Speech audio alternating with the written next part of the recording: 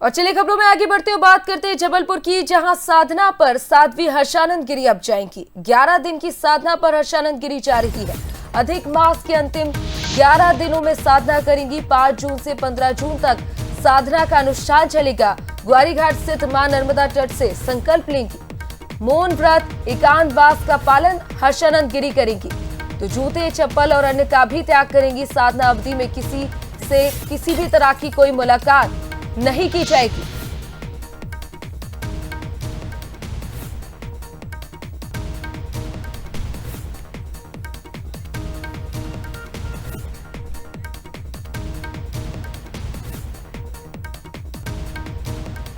और चलिए अब हमारे साथ ग्वारी घाट से हमारी संवाददाता सोनल के साथ हर्षानंद गिरी जुड़ गए हैं, वो बातचीत करेंगी। Sonal, over to you.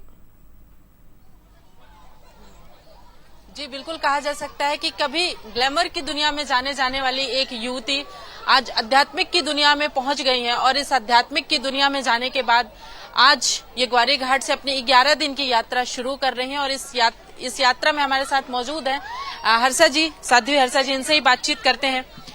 सबसे पहले आपका बंसल न्यूज पे बहुत बहुत स्वागत है।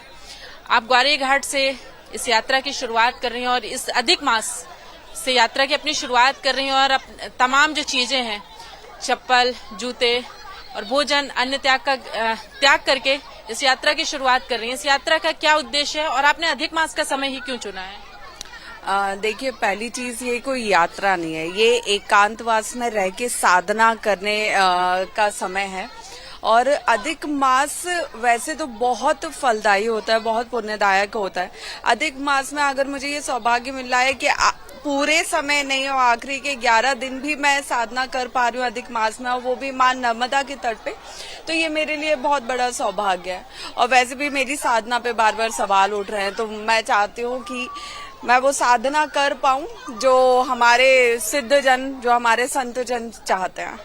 साधना जो आप करने जा रहे हैं, इसके विशेष आयाम आपने क्या क्या चुना है, क्या क्या करने वाली हैं, इसके विशेष आयाम क्या क्या है? देखिए, इसमें जूते चप्पल का त्याग करके, अन्न का त्याग करके, और इसके साथ ही मौन धारण करके, क्योंकि हमारे शास्त्रों में भी ये लिखा है कि अन्न जल का अगर आप त्याग नहीं भी कर रहे लेकिन आप मौन धारण कर रहे हैं तो वो सबसे बड़ा व्रत कहा गया है।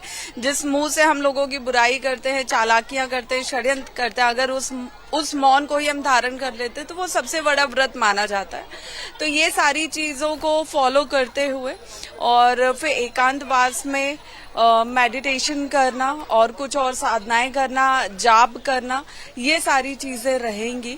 और इससे मैं मानती हूँ कि जिस मां नर्मदा के किनारे इतने, मतलब आज युगों से हम बात करें तो बहुत से संतों ने यहाँ रह के तपस्या किया और बहुत कुछ अर्जित किया है आध्यात्मिक मार्ग में, तो वो थोड़ा सा शायद मां नर्मदा की कृपा मुझ पे भी हो जाए। ऐसे तमाम घाट हैं मां नर्मदा के भी, तो आपने ग्वारी घाट ही क्यों चुना है? क्योंकि आप जो जा रही हैं अपने एकांतवास में, आपने उसका स्थान, जो संकल्प का स्थान है, वो ग्वारी घाट ही क्यों चुना है? गौरी घाट मुझे लगता है कि मैं लगभग 2012 से आ रही हूँ गौरी घाट पे। अभी तो आना कम हो गया, पहले मैं बहुत यहाँ आती थी और मां नर्मदा के दर्शन किए हैं मैंने, तो गौरी घाट से विशेष लगाव भी है। और इतने जो तमाम घाट है उनमें कहते हैं ना कि जहां से आपका जुड़ाव ज्यादा होता है वहां पे जाके आपको नई शुरुआत करनी चाहिए, तो इसीलिए हमने इसको अपना आरंभ भी और अपना आखिरी दिन पे जब 15 तारीख को हम अपनी साधना पूरी करेंगे तो उस दिन भी हम गौरी घाट में आके यहाँ पे दर्शन पूजन करके और फिर अपनी साधना को विराम देंगे। क्योंकि इस दौरान आप अन्न का त्याग कर रही हैं और जूते चप्पल का भी आपने त्याग कर दिया है, और लोगों से बातचीत न करने के लिए भी बोला है कि हम किसी से इस दौरान संपर्क में भी जी सोनल, आप बात करते रहिए, लेकिन मैं कैमरामैन से रिक्वेस्ट करूंगी कि ग्वारी घाट की सुंदर तस्वीरें भी हमारे दर्शकों को दिखाएं। इंसान जो है ना वो अहंकार के साथ जन्म लेता है। अहंकार और जो 5 विकार हमारे अंदर होते हैं वो होते ही है, उनका आप त्याग नहीं कर सकते हो। तो उनको हम कम कैसे करते हैं कि जिन चीजों के बिना आपका जो कंफर्ट जोन है, सबसे पहले इंसान को उस कंफर्ट जोन से बाहर आना पड़ता है, तब वो ध्यान साधना मार्ग को, आध्यात्मिक मार्ग को समझ पाता है। आपका जो भी कंफर्ट जोन है, चाहे वो जूते चप्पल पहनना हो कि हम उसके बिना नहीं रह सकते, हम खाना खाए बिना नहीं रह सकते, हम बोले बिना नहीं रह सकते, या हम पूरी फैसिलिटी के बिना कहीं नहीं रह सकते। उन सारी चीजों का जब आप त्याग करते हैं आध्यात्मिक मार्ग पे, तब आप कुछ प्राप्त कर पाते हैं। तो यही एक उद्देश्य है। क्योंकि आप गौरी घाट से शुरुआत कर रही हैं अपने एकांतवास की, तो मुझे ऐसा लगता है कि मैं आपसे एक क्वेश्चन और पूछना चाहती हूँ कि एकांतवास का आपने ही यही विकल्प क्यों चुना है? क्योंकि आप एक ग्लैमर की दुनिया से बाहर निकली हुई हैं और आज साध्वी के रूप में जानी जा रही हैं। ग्लैमर की दुनिया से साध्वी की दुनिया काफी अलग होती है, तो आपने ये एकांतवास क्यों चुना है? देखिए, एक आपने वर्ड सुना होगा, डिटॉक्स। डिटॉक्स चाहे बॉडी का हो, आउटर हो, चाहे इनर हो, वो जरूरी है। उसी तरह डिटॉक्स मन का भी होता है।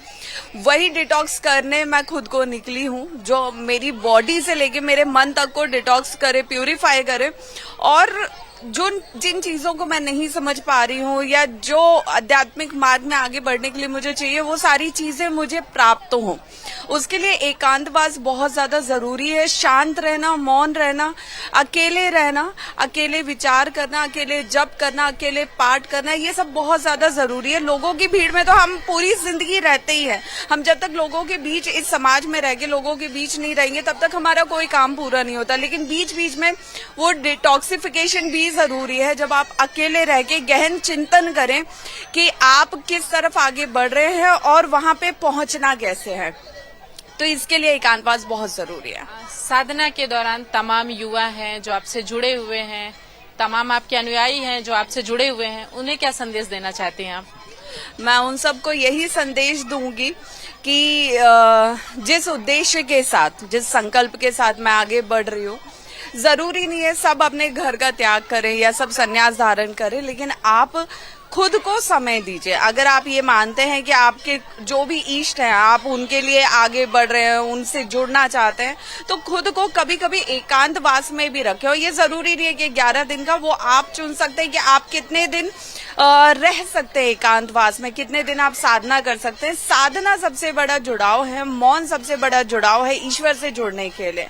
ग्लैमर की दुनिया से आज ये साध्वी की दुनिया, जैसे आज जहाँ पहले आपको ग्लैमर की दुनिया में लोग जानते थे, जहाँ आज एक आपको लोग साध्वी की दुनिया में जानते हैं।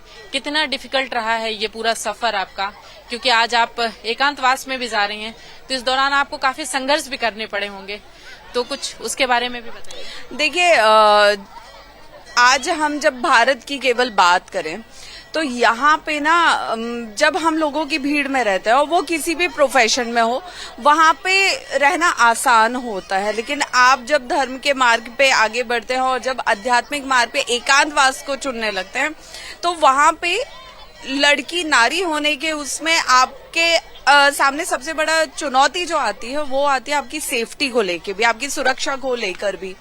तो इसलिए लड़की कहीं भी, जिस तरह पुरुष संत कहीं भी अकेले जाके साधना कर सकते हैं, गुफा में रह सकते हैं, जंगल में रह सकते हैं, पहाड़ों पे, वो ऑप्शन नारी के पास आज भी नहीं है। आज नारी जहाँ पे भीड़ के चलते समाज में सुरक्षित नहीं है, वहां पे एक वीरान जंगल में कैसे सुरक्षित होगी, एक पहाड़ की चोटी पे कैसे सुरक्षित होगी। तो ये एक सबसे बड़ा सामना जो करना पड़ता है, ये आज भी मुझे लगता है विचार योग्य है। और भी बहुत सी चुनौतियां आती रहती है, छोटी मोटी। क्योंकि आप ये अधिक मास में 11 दिन बिल्कुल सोनल, आप बने रहिए, आप बातचीत करते रहिए, हम लौटेंगे आपके पास, लेकिन फिलहाल इस बुलेटिन में इतना ही। ये और लेकिन आपने साफ तौर पर सुना कि 5 जून से यानी आज से हर्षानंद गिरी साधना पर जाने वाले हैं।